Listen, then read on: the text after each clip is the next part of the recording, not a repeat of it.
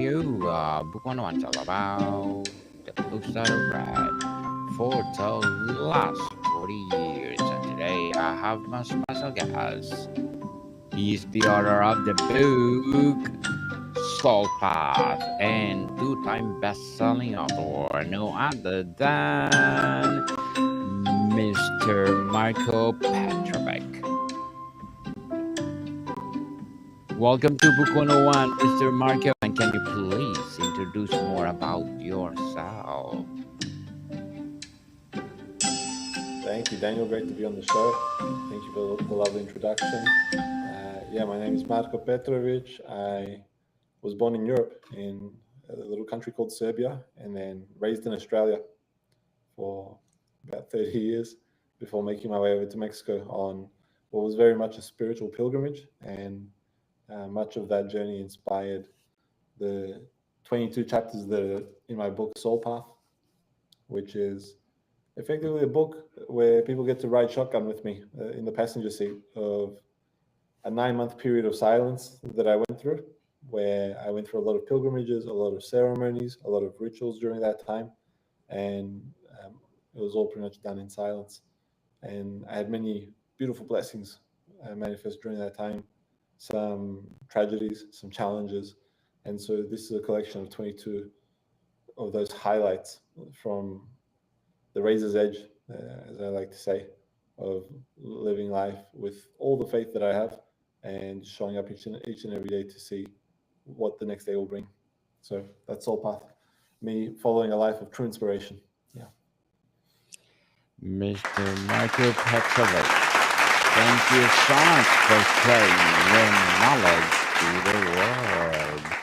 How you define a soul path for someone just beginning their spiritual journey? It's a great question.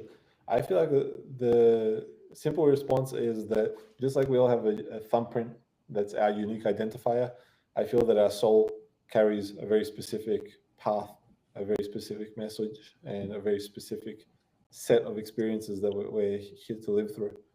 And so the soul for me is that part of ourselves, that intelligence or that consciousness that made the decision of I'm going to go to Earth and I'm going to go through these experiences for whatever reason that is. I feel that that's for each one of us to uncover as life's journey goes on. Some of us get connected with that clarity early on, and others of us we discover it along the way. For me, the way that it worked out was that I had echoes of a life that I felt was a lot more inspiring, but I didn't dare to live it until I got to about the age of 30. And at that point in time, I sold everything that I owned in Australia, a farm, all my property. I packed my life down into nothing more than a suitcase. I booked a one-way ticket to Mexico with the decision that I wanted to live the life that was of true inspiration to me. And that's how I experienced the soul path and the soul's purpose, is that when we are living aligned with the soul, then that's the most inspiring life to each and every one of us. For some of us, that may be a family. For some of us, that may be building a phenomenal business and being an entrepreneur. For some of us, it might be a podcast. For me, it happened to be many, many nights around the fire, getting to live with indigenous cultures and appreciating their ways of life.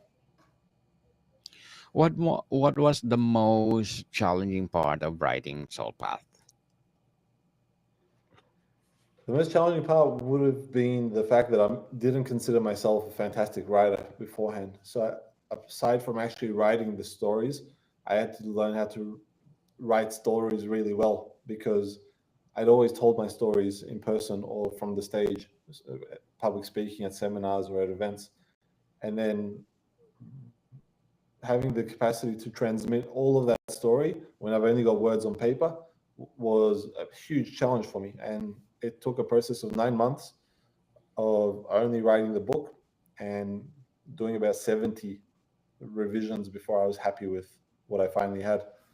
That was a big part of it. Another part of it was how do I transmit in words some of the experiences that I had, because devotional experiences are oftentimes difficult to capture.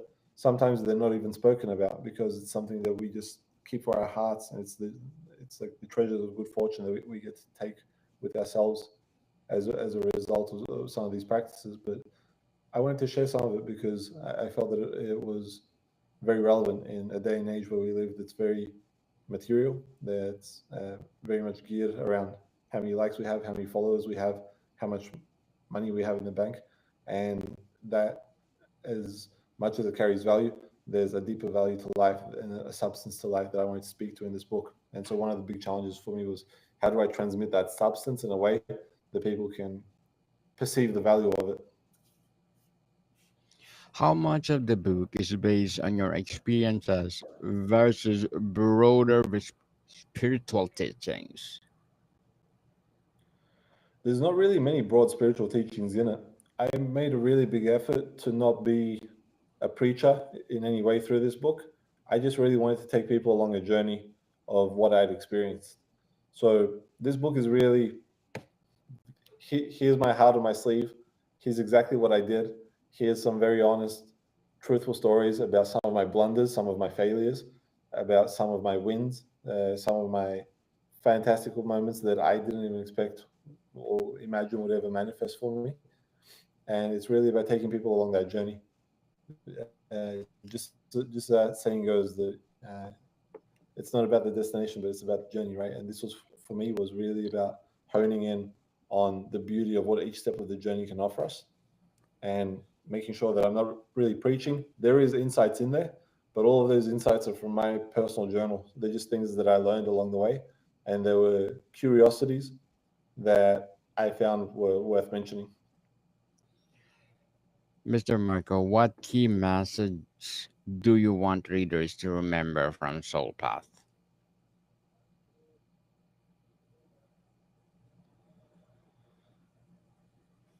I'll give the response in a metaphor that I really loved. That there's a train that passes by for each and every one of us, and it passes by throughout our whole lives at different times.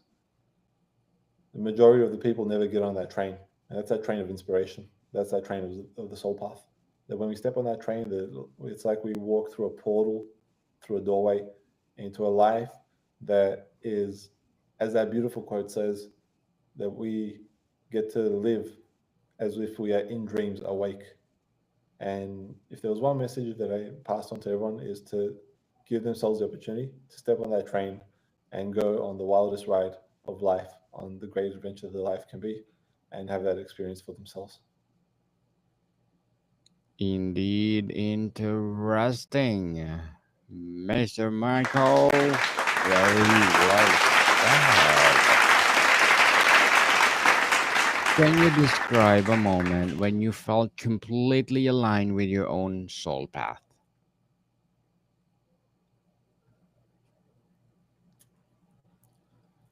A moment when I felt completely aligned with it, I would say the peak of alignment would have been right when I broke my 9 month period of silence.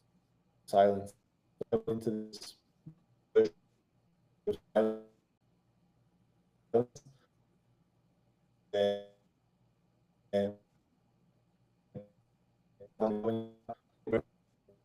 I hadn't planned how it to last or anything. The silence those 9 months, the month, so 11 went right on 9 months. Happened right during my birthday, my birthday. But I was also celebrating a period through the waters, the sacred waters of life, through ceremony. And I just done this 9 month period of silence, which was like a complete rebirth, because it takes a child 9 months to be born, right? So in many Yes. ways, I went through a complete rebirth in these 9 months, and that was a peak where I got to see the way that the stars aligned for me in my life, the way that the universe had me taken care of.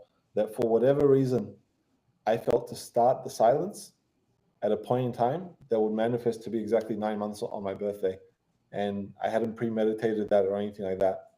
The inspiration to start the silence came like a flash of light in a moment. And I just went with it. And the decision to break the silence came right on my birthday. And so that moment when I got to hear my voice again for the first time in a very long time, and to experience the rhythm of life move through me, to sing a song of gratitude, I'd say that was the peak moment of experiencing alignment with my soul path. Yes, indeed. What are some early signs that someone is stepping onto their true soul path?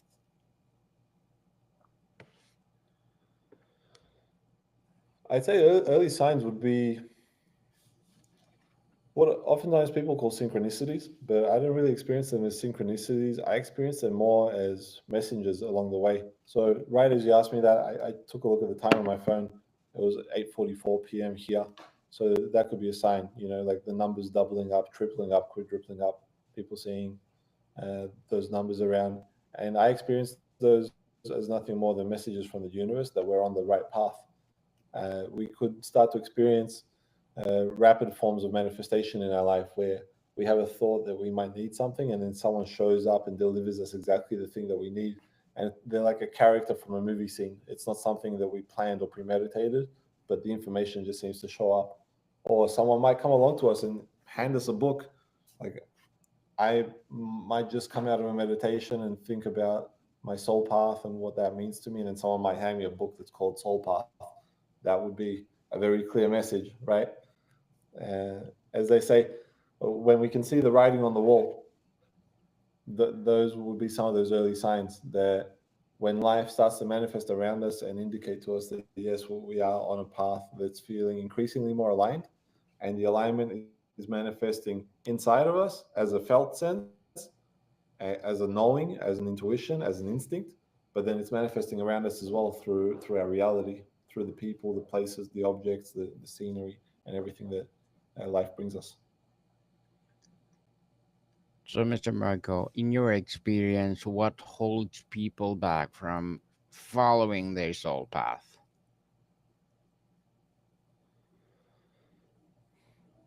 If we put it broadly, the matrix and everything that comes with it. So the thoughts, ideas, habits that we're taught about who we're supposed to be and how we're supposed to live. Me being a perfect example, I was raised in Australia following the modern day model of what it means to be a successful male, which was to be an entrepreneur, to make money, and to drive a nice car. And I went after that. And wholeheartedly, I went after it and I achieved my levels of success. But I felt very empty and shallow on the inside. And I didn't have a sense of inspiration about it. It was shiny object syndrome. There's always the next thing to go for. But whenever it's I never really felt any deep satisfaction within me. So I'd say that it's all the influences. Sometimes those influences come through our authorities in life, whether they're parents, teachers, or preachers that tell us that we should live a particular way. And maybe what they tell us is part of our path, or maybe it's not. That's for each person to know within themselves. For me, it worked out that my parents were really adamant about me living a particular life, and I didn't feel the inspiration that way. Life took me on a very separate course. And so I'd say it's all those little influences that kind of tell us who we're supposed to be. And if I was to sum it up in a few simple words, I'd say that the world is always the world around us in terms of the matrix and the construct of the matrix is always trying to bend us to what's convenient for it. And our purpose as living in alignment with our soul path is to stand erect with our spine tall and to continue walking the path and carving our own path, because our path is ours and ours alone. We can have people that walk by our side at certain chapters along the way, but ultimately we all have to walk our path for ourselves. And we all have to take those steps and be valiant about them, to dismantle any idea of fear or anything like that, and to understand that what holds people back is that word that many fear to utter, fear. And I don't just say fear like when we see a spider or a venomous snake and we get afraid. It's the kind of fear that cripples us so much that we convince ourselves that it's not even for us. And I went through that. I convinced myself that this journey of going to Mexico and all of that it wasn't for me. I thought that I'll just stay in Australia and I'll keep living my life on the farm. But deep within me, I knew. And I said, you know what, this trembles at every single part of me because I don't know who I am on the other side of this transformation. But I knew that it was the right path. And there's that beautiful phrase that says, the cave we most fear to enter holds the treasures we seek. So that's the way that I've experienced the soul path. And if there's any words of invitation that I can offer to the listeners, is to go valiantly towards the fear and know that that's actually one of the guides that shows us where our greatest growth is and where we'll expand the most. Very well said, Mr. Marco again. Beautifully articulated. How do you explain the role of challenges and obstacles in walking the soul path?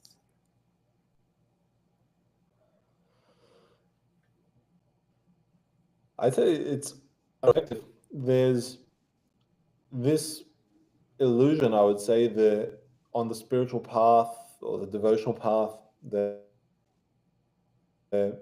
people fall into, which is that of seeking a flow state. And uh, flow states are great, but the illusion that I'm speaking to is it's like a flow state that excludes any challenge or obstacle, whereas the challenges and obstacles are actually part of the journey. So I'll give you a perfect and simple example, which is people who meditate, right? And people who, once they get into meditation, they start to create their meditation space, right? So they might have a meditation room or maybe a little corner in their room where they'll have a salt lamp, they'll have some bells or something, they'll have some nice essential oils, whatever it may be, the perfect lighting, all the little pieces put together. And that's fantastic. It's beautiful to have your own temple space where you can go and do your meditations and do your prayers. But the purpose of life is to live it. And so we can't take the temple with us. We do take a temple with us, and that's our body.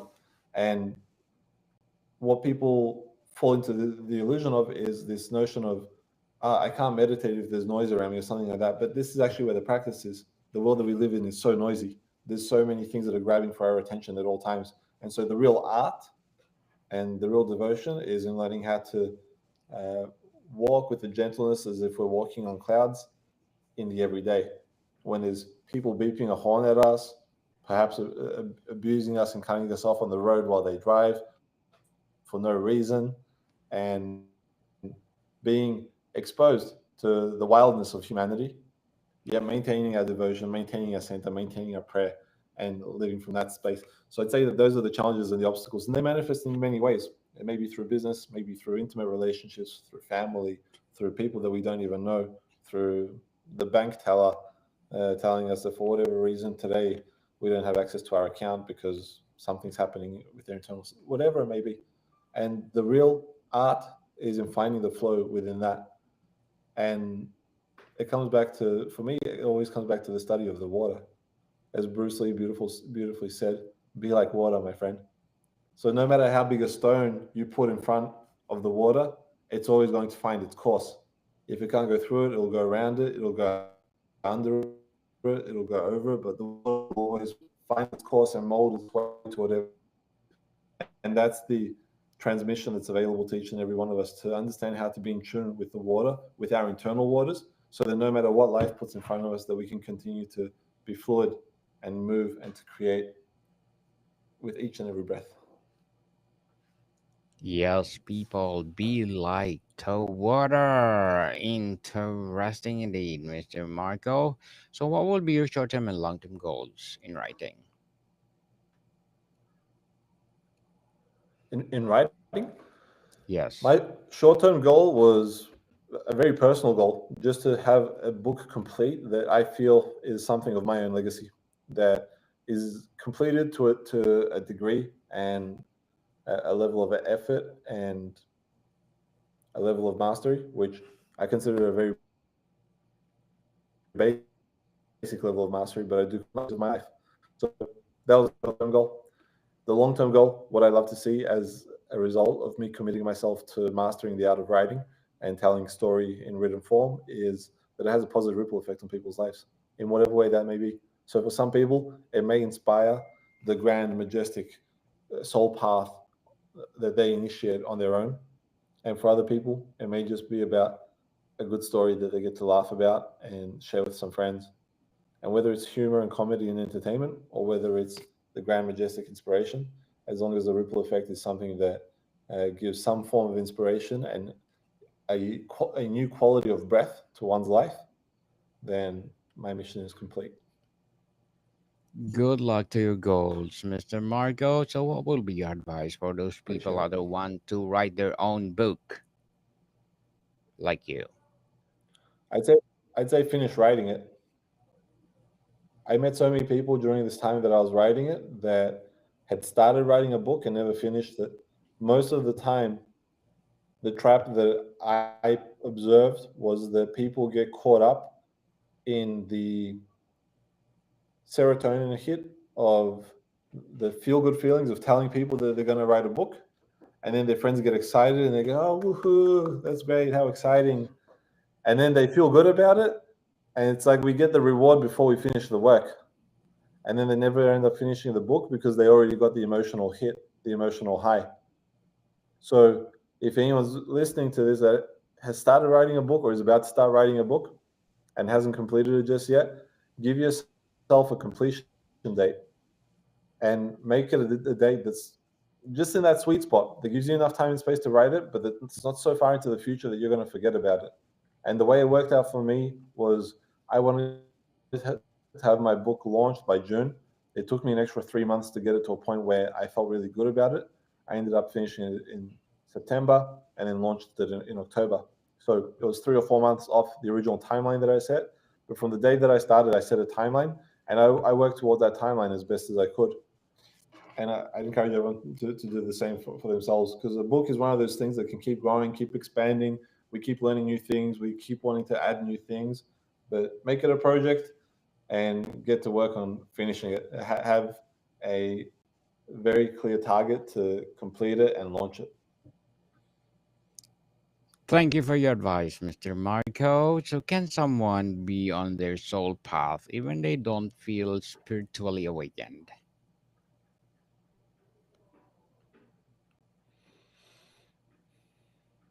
Even if they don't feel spiritually awakened, that's an interesting question. I'd say they can, and I would also what spiritual awakening even is, and I'd say it's worthwhile exploring that conversation because my soul path spoke to me very clearly, and I speak about that in the first chapter of the book. And I didn't have any relationship to spirituality at the time. I didn't consider myself spiritually awakened. I was very judgmental towards meditation at the time, and it felt like a very silly thing to me because all I wanted to do was to build business and to expand my personal training business that I had at the time. So I was probably the furthest example of someone from being spiritually awakened, but my soul path spoke to me very clearly. And it comes back to what I hinted to before that we can create a temple around ourselves, but there's a temple that we always carry with us, which is this body. And to be spiritually awakened is to be in connection with the spirit of the Holy Spirit that lives inside of us.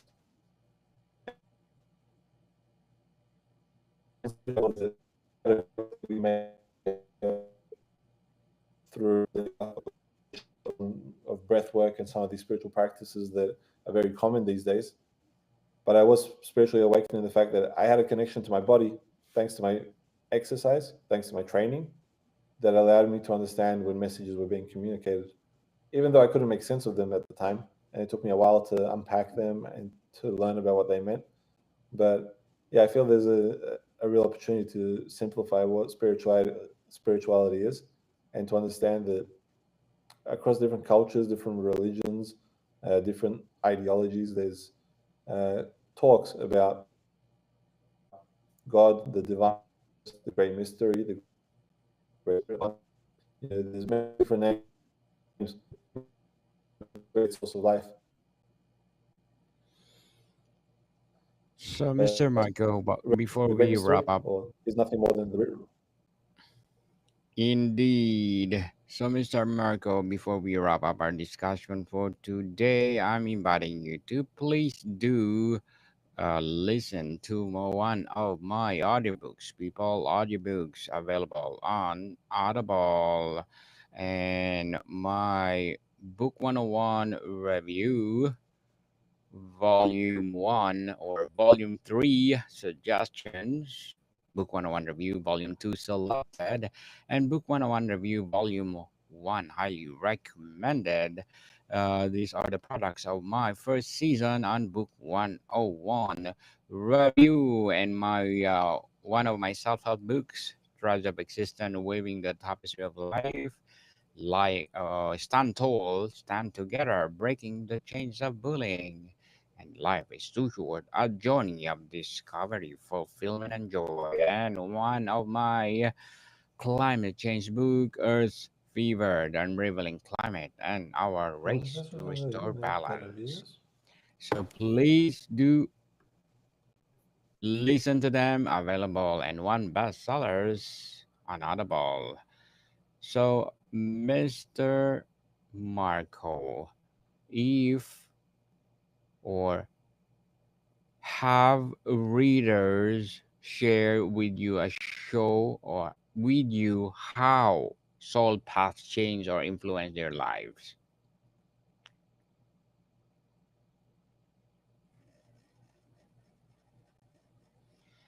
I think Mr.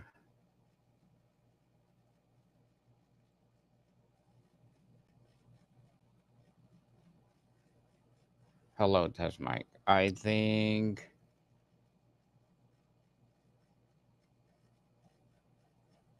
Mr. Marco is disconnected. So, people, I'm inviting you to support Mr. Marko Petrovic because he's disconnected. Let's support him. Uh, the Soul Path, and he is two-time best-selling author. And please do support my audiobooks available on Audible and one of the bestsellers. So, people, I think Mr.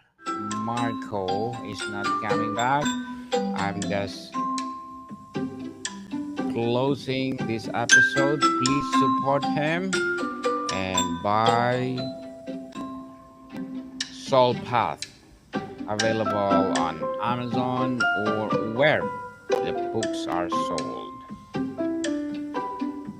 So, more to come, people. See you soon.